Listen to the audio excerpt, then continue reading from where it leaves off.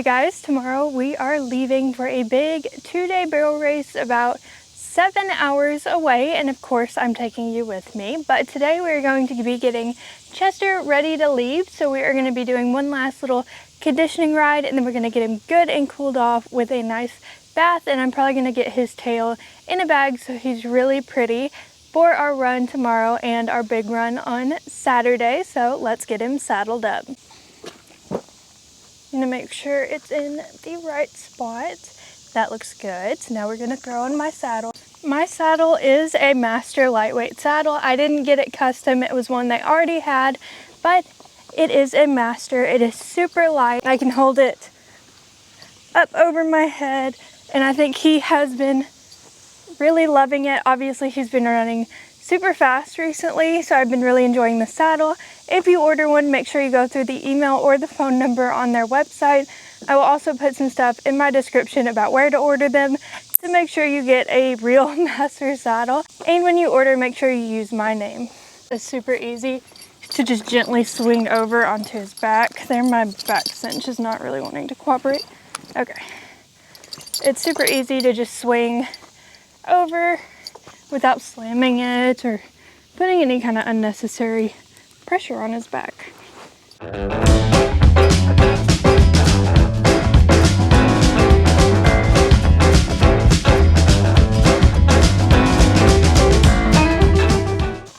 I'm sweating so bad. Oh my god. Okay. I have also been riding in this Master breast collar that they've sent me, and it looks so good, and it's nice and plain to go with all my fun boots that I run in.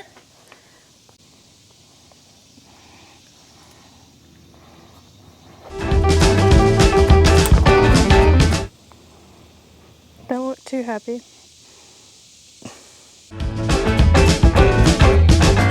Like I said, we're just doing a simple conditioning ride today.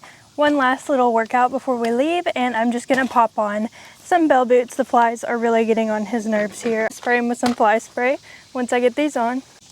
I just grabbed these cute cowhide bell boots from Hot Head Stalls for today. Perfect. The flies are obviously really getting on his nerves, and I don't blame him. So I'm going to spray him pretty good with some fly spray, just to try and get them to quit bugging him as bad. They are terrible. I'm going to pop on my Troxel helmet, and I'll meet you back in the arena. We will be riding, I think, in the outdoor arena today. We've been getting a ton of rain, but maybe it'll be okay. The outdoor arena, it's been raining a lot, so it's like packed in and really hard. I don't want to make him go work on hard ground, so we will be riding in the indoor arena today. It's not my favorite, but it's going to work, and the ground is a lot softer for his legs. So let's get to riding. I leave one side of the reins unclipped because I don't want to leave him looped in case he steps through. He could still step through with them over his neck because these reins are really loose, so I can't have a lot of rein to give back, and I don't want him stepping through them and having a panic attack. So when I'm not riding, I leave one side unclipped. Okay, good boy. Good boy. I just realized that I have my muck boots on and not my actual riding boots, but they should get the job done. I'm just gonna walk him around for a while to get him loosened up. I don't want to be on him for forever, so I'm gonna walk him, get him loosened up, walk, trot both ways, lope both ways, and then I think I'm gonna do a nice figure 8 pattern with these 2 barrels here, just at a trot, very, very calm, to kind of get him to calm down and be soft around the barrels. He's been doing so good, but I just want to make sure it's still in his brain, and we're not gonna go at a high rate of speed. We're just gonna go nice and slow. Once I feel like I've walked one way enough, I will turn around like I just did and walk the other way for a little bit. Okay, Chester. I don't like to give him a big warning that I'm about to do that, because that's when he kind of gets ahead of himself. So if I'm about to ask him for a trot and I pick up both of my hands and kind of grab on him immediately, he's gonna tense up and know what's coming. So I like to be very gentle and then just kind of surprise him when I'm gonna ask for the trot. And right now I'm going one-handed, just trying to see if he'll relax into it. It's not really feeling like he will, wow, country accent there. It's not really feeling like he will because I can feel him underneath me being pretty tense, wanting to go a little bit faster, but I like to give him the benefit of the doubt because he looks kind of good right now before I go to two hands, but now I'm gonna switch and very, very gently go to two hands to try and not grab on him. Okay, bud. And I want to keep him going in the shape of the arena and not going off random. Kind of gently asking him to put his head down. When he does, I give the rein back. That's why my reins are so long. I'm just going to do a nice, easy warm up and not push him for anything and make his head explode. So now I'm going to switch directions by doing a figure 8 through the middle of the arena.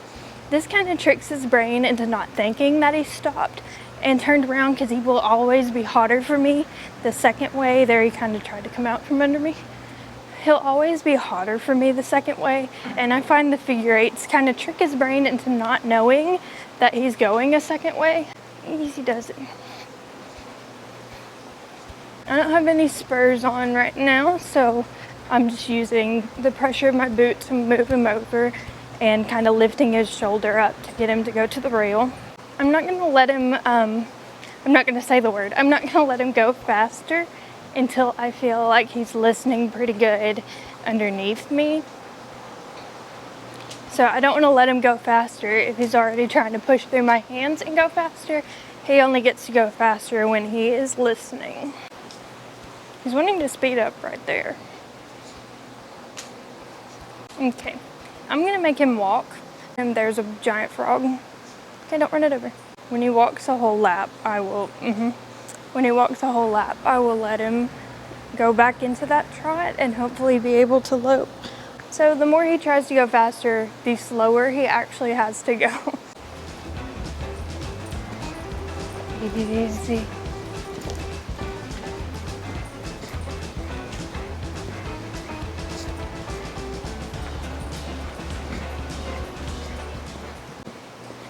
Easy.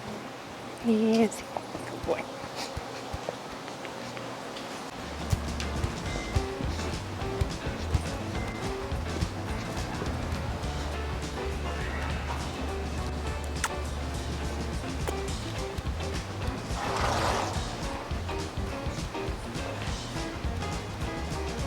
Easy.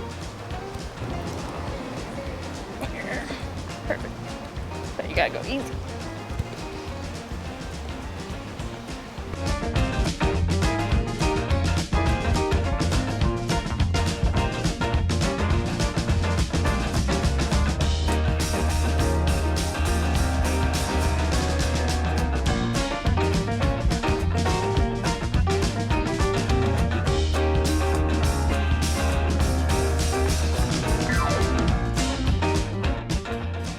Now that he's done riding and I've gotten all of his tack off, it is time for us to give him a bath so he's nice and clean for this weekend. So the first thing I'm gonna do is spray him completely down with water. He's covered in sweat and just, he's super gross. He's really, really gross. So I'm gonna spray him and then we will start with some shampoo. He is not a big fan of baths. I'm trying to just get all that sweat and dirt buildup off. So I'm gonna spray everywhere on his body.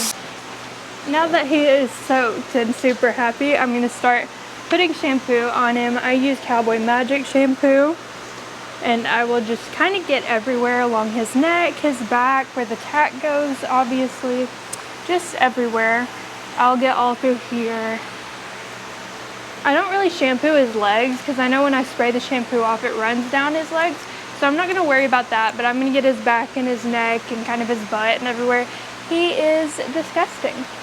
I don't use a ton of shampoo, but I'm just going to put a few drops along his back and kind of on his butt back here, and then up on his neck and down where the breast collar goes because it gets really sweaty down there. And I have this glove thing I got from Tractor Supply, and I'm going to use it to just kind of scratch and massage that shampoo in there. And this glove gets off any extra hair he's shedding, and I think it really helps break up the dirt. I kind of moved down to his back and he's gonna try and kill me. He really, really hates them. So I don't use shampoo very often, but it is time. Don't touch her. Now that we have this side completely covered in shampoo, we're gonna move on to the other side before we rinse them off. That was a little much. And I'm just gonna do the same thing. You're stinky. You stink. You have to have a bath. You're stinky. Yeah. Oh. Is it itchy? Drama queen. There's my Anzel shampoo. What is happening? Under kind of where the girth goes. I'm gonna put a little bit more shampoo on my glove, just a tiny bit, to get his chest really good because he does get really sweaty there. George, ow. You're so mean. You're so mean. The shampoo is turning a nice gross brown.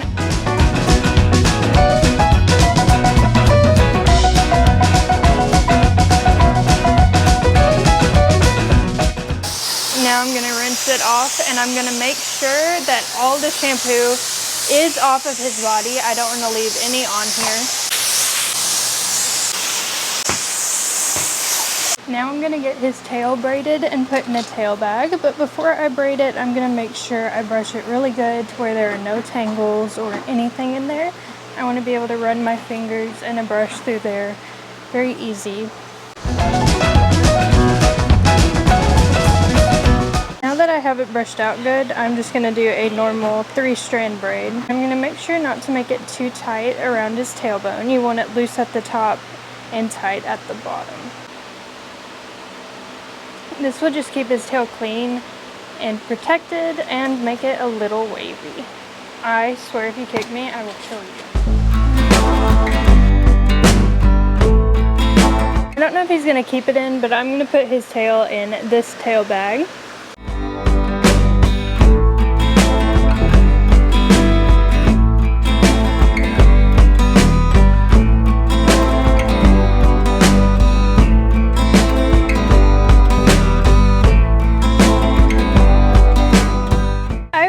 My tack in the back seat back here, so when we get back to my house we will be able to put it in the big trailer. That way we don't have to worry about it tomorrow. He is currently hanging out outside grazing, so we are going to bring in some alfalfa and get his grazer filled up for him so he can snack all day if he wants.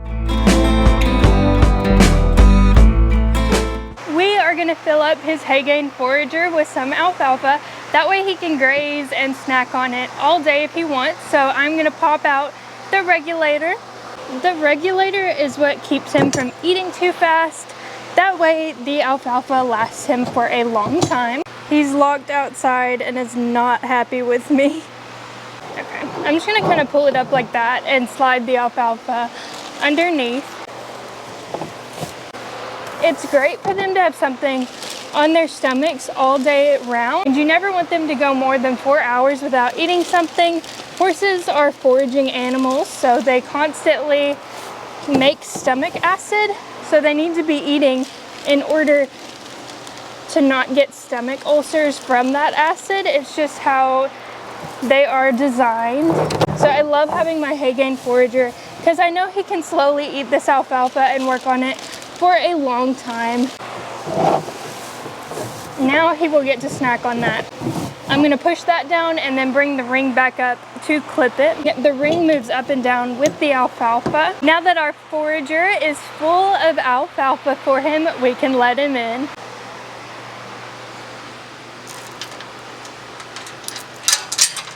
Oh, hang on. Okay. Sorry, bud.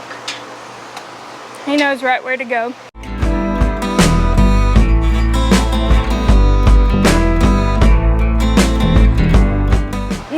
He is clean, happy, and munching on his alfalfa. He is done for the day. So we will be going back to my house where we can move the tack over into the big trailer for tomorrow. We are to the big trailer, so we are going to start moving all the tack we bought to the barn into here, starting with my saddle. This will be the saddle I make all of my runs in this weekend.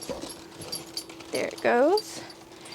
And then I have the other saddles just in case something were to happen. I have options in case anything breaks. Now I'm gonna get my saddle pad up on the rack. It is a 5-star saddle pad if you are wondering. Don't leave. Okay then. And after this race, I will be needing to clean it. Hang up my, everything's tangled. Now I'm gonna hang up my tie down, get it situated, and then my practice / warm up bit. And I'm just gonna set my grooming bag right in the middle. Spurrs Big Fix has sent us this giant box full of goodies, so I'm gonna get it all organized in the trailer for this weekend. Starting with the little bottles of the antiseptic spray, I'm just gonna put them in the door like so. 3 little bottles in here, and their little nozzles to go with them for when I want to use them. These will be good for hoofs because they're nice and easy to hold and maneuver. Some Hoof Fix moisturizer that I'm going to put. Some wound cream I'm going to put in there. You never know when you're going to need this, and this is great to help keep flies out of any cuts. So we are all stocked up. Thank you to Spurrs Big Fix for everything. With that, we are all ready to leave in the morning, so I'll see you very soon in the next vlog. Bye.